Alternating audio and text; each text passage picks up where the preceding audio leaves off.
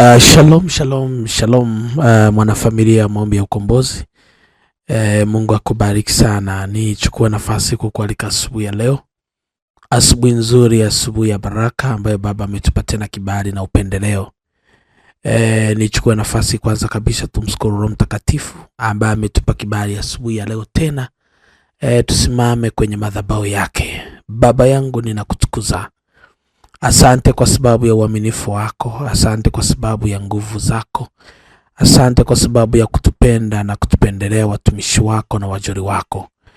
Tuko mbele zako tena majira tena haya, watoto wako tumenyekea mbele zako. Tunasihi rehema zako tena Bwana Yesu. Tunasihi rehema zako tena Roho Mtakatifu. Tutakase kwa damu ya mwana kondoo.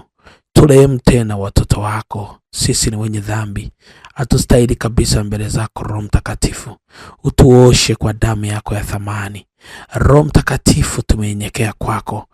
Biblia inasema ya kwamba dhambi zenu zitakuwa nyekundu kama bendera, utasafisha kwa nyeupe kama theluji. Sawa sawa na kitabu kile cha Isaya sura ya kwanza na mstari wa 16 mpaka 19. Baba, tuoshe na utusafishe sawa sawa na fadhili zako. Roho Mtakatifu utuweke wakfu leo kwa ajili ya kazi kubwa ya kukutumikia wewe Mfalme.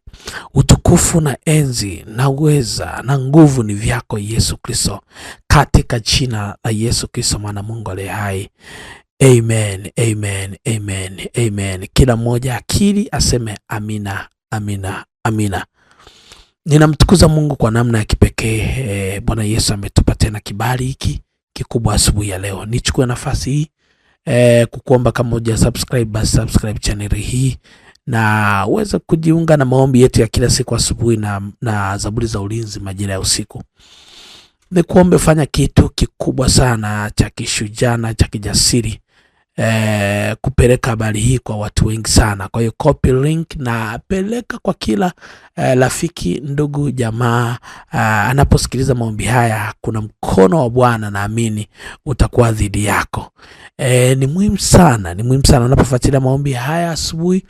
Weka agano kila siku asubuhi kupanda dhabihu yako ya sadaka kwa ajili ya kazi kubwa sana. Kumbuka unaposimama na dhabihu, unapotoa dhabihu yako kila siku asubuhi ukaweka dhabihu, Mungu atasimama na wewe kupitia agano lako na maombi yako. Watu wengi wanapenda kuomba lakini sio watoaji wa dhabihu, sio watoaji wa sadaka. Usiwe miongoni mwa watu wanaoomba bila kutoa sadaka. Omba, toa sadaka na utaona mkono wa Mungu ukifanya mambo makubwa sana, kama wengi wanavyoshuhudia maombi ya asubuhi haya ambayo yamegeuka kuwa neema kubwa na ukombozi katika familia nyingi za watu. Namba zetu za sadaka ni hiyo namba ya Vodacom ya 0756934903. Lakini pia jambo lingine, inawezekana unapita kwenye changamoto kadha wa kadha na unahitaji kushare pamoja na mimi. Naomba utumie namba ya WhatsApp ya 0679645759. Ni namba muhimu sana hiyo. Tuma kama unataka kujoin WhatsApp group letu la maombi, basi tutakujoin kwenye group la maombi.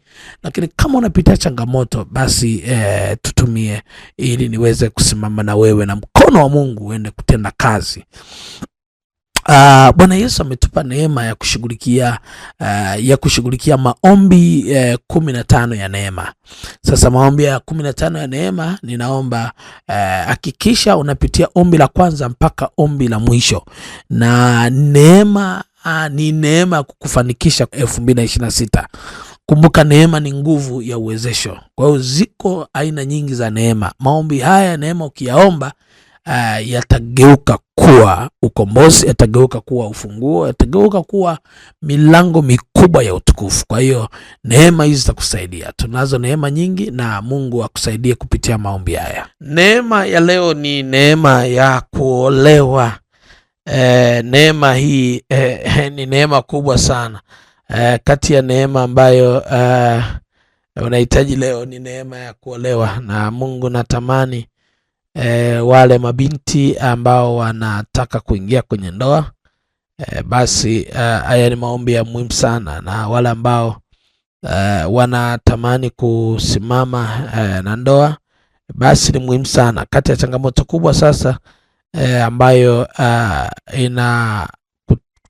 tunakumbana nayo ni neema hii ya kuoa na kuolewa. Yani imekuwa ni mapambano makubwa sana, lakini nataka nikwambie iko neema ya kuolewa na hii neema naamini Mungu anakwenda kuiachilia kwako. Ukisoma kwenye kile kitabu cha Mwanzo moja pale 27 na 2:24 unaweza kuona mambo makubwa. Nini kusudio la Mungu? Kusudio la Mungu, Biblia inasema Mungu akamuumba mwanamume na mwanamke aliwaumba. Kwa hiyo mwanaume atamwacha baba yake na mama yake, naye watambatana na mkewe na watakuwa mwili mmoja. Sasa unaweza kuona na pia Mungu anamwambia Adam, anasema si vema uwe peke yako, basi nitakufanyia msaidizi wa kufanana naye. Sasa kwa nini huyo msaidizi aje? Au kwa nini huyo msaidizi haumpati? Shida iko wapi? Shida iko wapi? Umeona kwa nini huyo msaidizi amekuwa ni changamoto? Kwa nini msaidizi huyo au muone kwenye maisha yako? Au kwa nini imekuwa ni vurugu? Kuolewa ni neema. Kuolewa ni neema. Utagundua jambo hili kupitia kwa Esther. Esther alikuwa ni mzuri kuliko walembo wote, na akapata neema ya kuolewa na mfalme. Unaona? Ukisoma kitabu kile cha Esther sura ile ya 2 mstari wa 1 mpaka mstari wa 17 na taomba ufuatilie vizuri.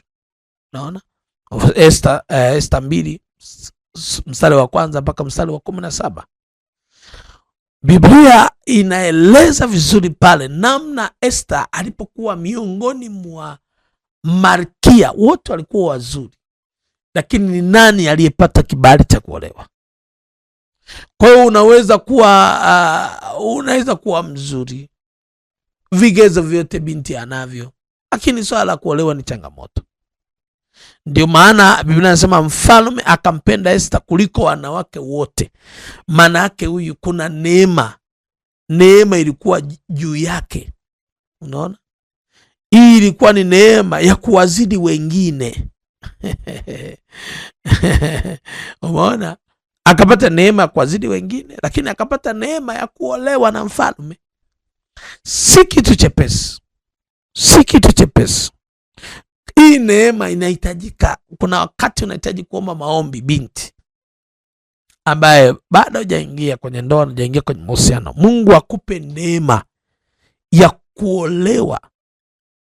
Akupe neema ya kuunganishwa na mtu sahihi. Akupe neema na kuunganishwa na mtu wa ndoto zako. Akupe neema Mungu ya kuunganishwa na mtu ambaye amekusudiwa. Wengi wameingia kwenye ndoa zinaharibika, wanarudi. Ndugu yangu, unahitaji neema. Na mimi nakuombea mwaka huu Mungu aachilie hii neema ya kuolewa. Uolewe mwaka huu 2026. Haleluya. Ndio maana kwenye kitabu cha Mithali sura ya 8 mstari wa 18 anasema apataye kibali, apataye mke, apata kitu chema, naye apata kibali kwa Bwana. Kile kibali sasa ndio nini? Ndio neema.